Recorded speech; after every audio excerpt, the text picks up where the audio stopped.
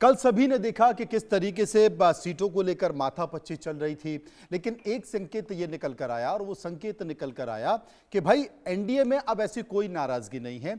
NDA में सभी लोग मान गए हैं और इसमें सबसे ज्यादा फायदे के तौर पर देखा जाए तो किसी और को नहीं बल्कि चिराग पासवान को फायदा हुआ है। चिराग पासवान को फायदा इसलिए हो क्योंकि 29 सीटें चिराग पासवान के पास थी। चिराग पासवान को बीजेपी खोना नहीं चाहती थी क्योंकि पिछले चुनाव में आप याद करिए चिराग पासवान ने एनडीए से अलग होकर अपने उम्मीदवार उतारे। उनकी नाराजगी, उनका गुस्सा किसी और को लेकर नहीं बल्कि जेडीयू को लेकर था, नीतीश कुमार को लेकर था। और उन्होंने कहा भी कि मैं गठबंधन का पार्ट हूं, मैं हमेशा मोदी को अपना नेता मानता हूं, मैं मोदी के आशीर्वाद से ही चुनाव में जा रहा हूं। और उन्होंने जेडीयू के खिलाफ कैंडिडेट उतारे, नीतीश कुमार के खिलाफ कैंडिडेट उतारे। उसका असर यह था कि तीसरे नंबर की पार्टी जेडीयू हो गई। और बीजेपी जानती थी कि चिराग तो हमारे घर के चिराग हैं, वो तो हमारे साथ रहेंगे ही, लेकिन चचा का भरोसा नहीं है। चचा कभी भी गच्चा दे सकता है और जेडीयू में एक से एक महारथी मौजूद हैं। कहीं बाद में ऐसा ना हो कि चुनाव के बाद पाला बदल लें। और चिराग का 100% स्ट्राइक रेट लोकसभा में देखा गया, 6 सीटें मिली, 6 जीत कर आ गए। और 29 सीटों में भी उनका अच्छा खासा स्ट्राइक रेट हमें संजय देखने को इसलिए मिलेगा क्योंकि वो चुनाव तो मोदी के नाम पर ही लड़ रहे हैं और चिराग उसमें युवा के तौर पर है तो तेजस्वी की एक छवि मिलाने की कोशिश की जा रही है।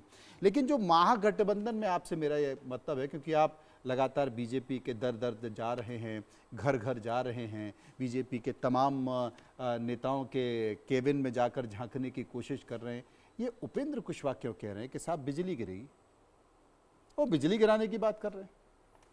देखिए, जहाँ तक एनडीए की बात है, बीजेपी को लगा था कि सारी चीज़ें हो चुकी हैं, सब सारी चीज़ें ठीक से उन्होंने कर ली है, सब मान के। लेकिन उसके ठीक अगले दिन उपेंद्र कुशवाहा ट्वीट कर देते हैं, कहते हैं कि आज कई घरों में खाना नहीं बना होगा। कल उन्होंने ट्वीट किया है सुबह, कई सारे घरों में खाना नहीं बना, टिकट नहीं मिल पाए लोगों को। अब जेडीयू ने कल से टिकट बांटना शुरू कर दी है क्योंकि वो कई सारी ऐसी सीटों पर चुनाव लड़ना चाहते हैं जहाँ से चिराग पासवान को बीजेपी ने सीटें दे दी हैं।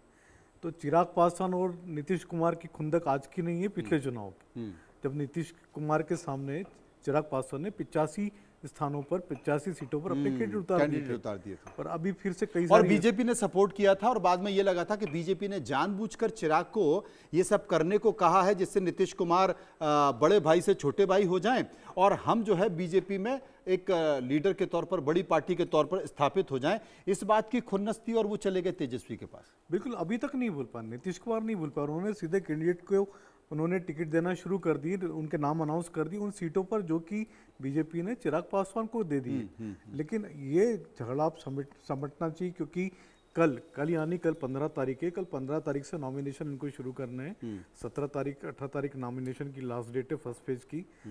तो अब आज ही सारा विवाद इनको निपटाना पड़ेगा, आज ही सारा विवाद निपटेगा। ये कुछ सीटें जो चिराग पासवान को इन्होंने दी हैं वो हो सकता है जेडीयू को देना पड़े क्योंकि जेडीयू नीतीश कुमार मानने वाले नहीं है और खासतौर से चिराग पासवान के नाम पर तो बिल्कुल नहीं मानेंगे क्योंकि पिछले चुनाव की खुंदक उनको याद है। और हम पार्टी के जीतन मांझी की बात करें तो उन्होंने 6 सीटें एक्सेप्ट कर ली है अपने कैंडिडेट। उपेंद्र बाबू का क्या हुआ? उपेंद्र कुशवाहा नाराज है, बुरी तरह नाराज है और ये भी माना जा रहा है कि वो कभी भी भाग सकते हैं कहीं भी। नहीं, वो कह रहे हैं मैं गठबंधन का पार्ट हूं, मैं गठबंधन में रहूंगा, लेकिन बिजली गिराने की कविता, मतलब बिहार का आदमी कविताएं लिख रहा है भाई सोशल मीडिया पर। ये कविता दोनों जगह चल रही है। हाँ। कविताएं, शेरो शायरी दोनों जगह चल रही है। कांग्रेस में भी चल रही है, कांग्रेस जो महागठबंधन है उसमें भी चल रही है। मनोज झा बोल रहे हैं रईमन धागा प्रेम का, मत तोड़ो चटका है, टूटे से फिर ना जुड़े, पड़े गांठ पड़ जाए। कांग्रेस के भी बोल रहे हैं कि आंखों से पानी लेकर के आ जाओ, आग बुझा दो, शहर मत जलाओ। तो ये सभी दौर शेरो शायरी कविता का दौर चल रहा है, बहुत दौर चल रहा है। शिखा हमारे साथ मौजूद है। शिखा, तो कल तो आपने काफी महागठबंधन के नेताओं से बात करने की कोशिश की थी, आपकी बात भी हुई है। महागठबंधन में सब ठीक है क्योंकि सिंबल बांट दिए लेफ्ट पार्टियों ने अपने उम्मीदवारों को। झारखंड मुक्ति मोर्चा के लोगों ने भी पर्चा खरीद लिया है और उनसे पूछा गया कि भाई अभी तो सीटें नहीं बटी, पर्चा क्यों खरीदने? बोले साहब हमारे नेता ने हमसे कहा है कि पर्चा खरीद दो आप। अब कल देर रात ये खबर जरूर आई थी कि साहब गठबंधन में सब कुछ तय हो गया, 60 पर कांग्रेस लड़ेगी, 135 पर आरजेडी लड़ेगी, है ना, और बाकी सारी चीजें तय हो गई। लेकिन तय हुआ अभी सामने तो निकल कर कुछ नहीं हुआ है।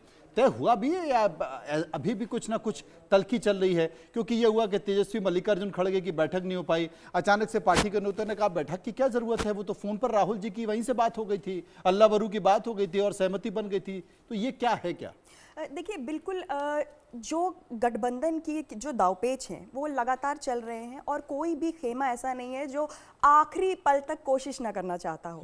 बात दरअसल 65 और 55 पे आकर टिकी हुई है। अच्छा। कांग्रेस चाह रही है कि वो कम से कम 65 सीटों पर लड़े, लेकिन आरजेडी का कहना है कि आप 55 सीटों तक रहिए, क्योंकि हमें बाकी जो छोटे हमारे एलाइज हैं उनको भी हमें जो है समावेश करना है, उनके लिए भी हमें जगह छोड़नी पड़ेगी और कहीं ना कहीं आपको सैक्रिफाइस करना पड़ेगा, आपको त्याग करना पड़ेगा, क्योंकि आरजेडी खुद त्याग करने के लिए तैयार है और वो चाहते हैं कि कांग्रेस भी तैयार हो।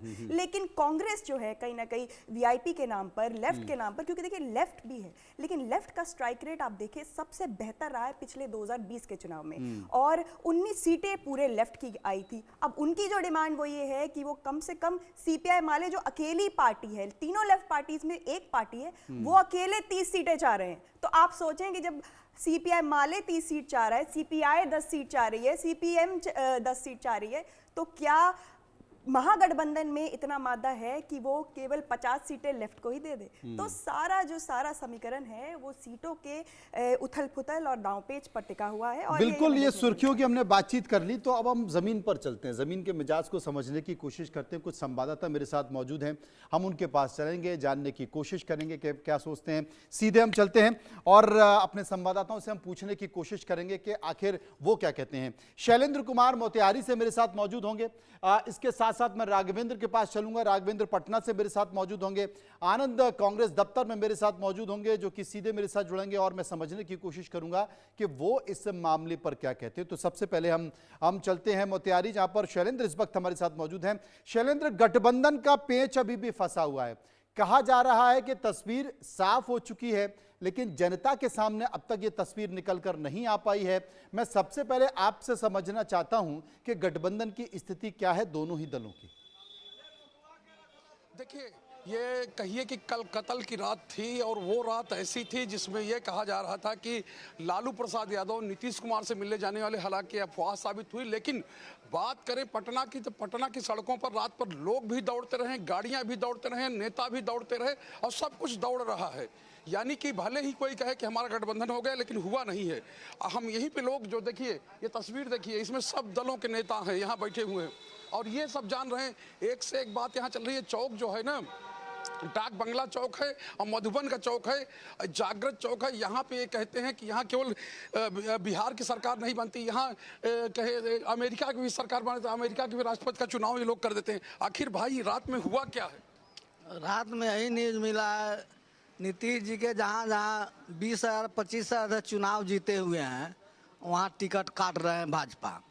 तो क्या करेंगे नीतीश जी? नीतीश जी का मर्जी है, 12 बजे तक इंतजार कीजिए। अच्छा, 12 बजे के बाद सब हो जाएगा, 12 बजे खत्म हो जाएगा कहानी। 12 बजे देखिए, वो तो उड़ती खबर थी, अफवाह हम मान रहे हैं उसको। अफवाह चल रही है। हाँ, अफवाह चल रही है। अच्छा, क्या होगा क्या होगा कुछ अफवाह जहाँ है तो लड़ेंगे, गठबंधन साथ, गठबंधन वाले लड़ लेंगे साथ में जी। राजनीति में कोई महागठबंधन और सब रहेगा। क्या करें? राजनीति में कोई किसी का अस्थाई न दुश्मन होता है न दोस्त होता है। तो फिर तेजस्वी के साथ आ जाएंगे क्या? जी आ सकते हैं। आ सकते हैं। अच्छा, आप बताइए क्या लग रहा है? क्या एनडीए एक रहे कि टूट जाएगा? टूट जाएगा तभी भला है, एक रहेगा तभी भला है। कैसे भला होगा भाई? जहाँ यहाँ महागठबंधन मजबूत है, मजबूत रहेगा।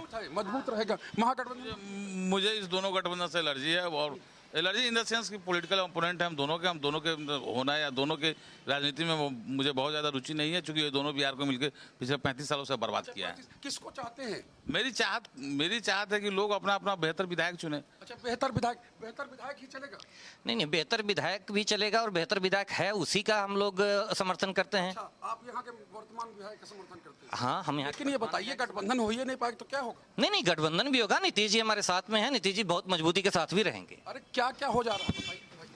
अब पटना के गलियारे में क्या हो रहा है हम लोगों को तो यहाँ बैठे बैठे क्या बता सकते हैं। तो यहाँ तो सब कुछ हो जाता है। यहाँ सब कुछ क्या होगा, यहाँ ये जो बोल रहे हैं कि विधायक जी बहुत काम किए हैं, ये 10 साल में कोई मधुबन को कुछ दिए हैं ये अपना से?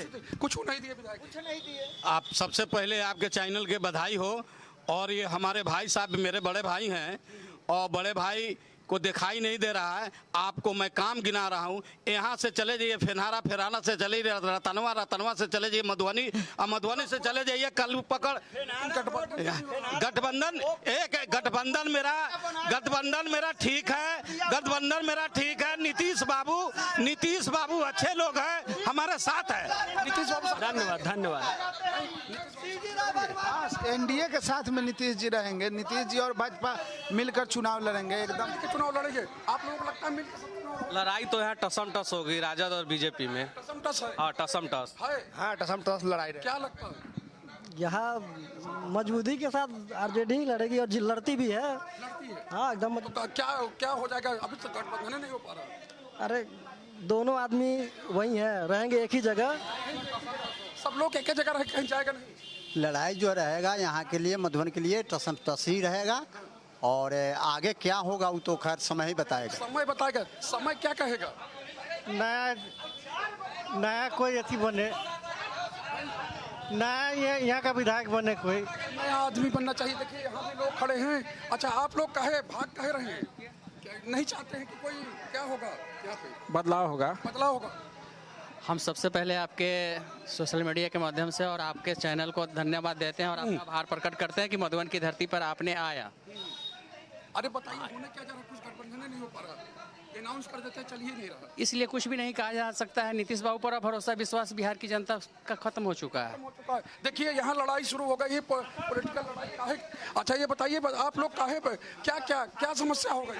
नहीं कोई समस्या नहीं है। देखिए ये मधुबन डाक बंगला चौक से शेखपुरवा तक ये रोड 4 ब्लॉक को कवर करता है और 10 साल से कहा गया कि इसको जोड़िए, पीडब्ल्यूडी में ले जाइए, कन्वर्ट कीजिए, आज तक नहीं हुआ इनसे। हमको कह रहे हैं भाई साहब, मेरा गर्म हो रहे हैं।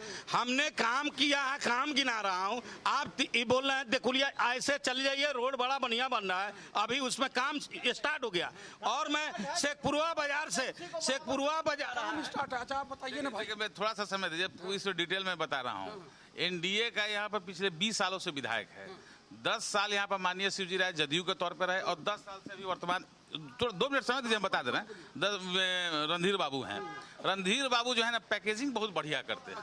पैकेजिंग क्या है उनका? मधुबन पर विकास रथ पर सवार मधुबन, ऐसे कुछ एक बुकलेट उन्होंने इशू किया है।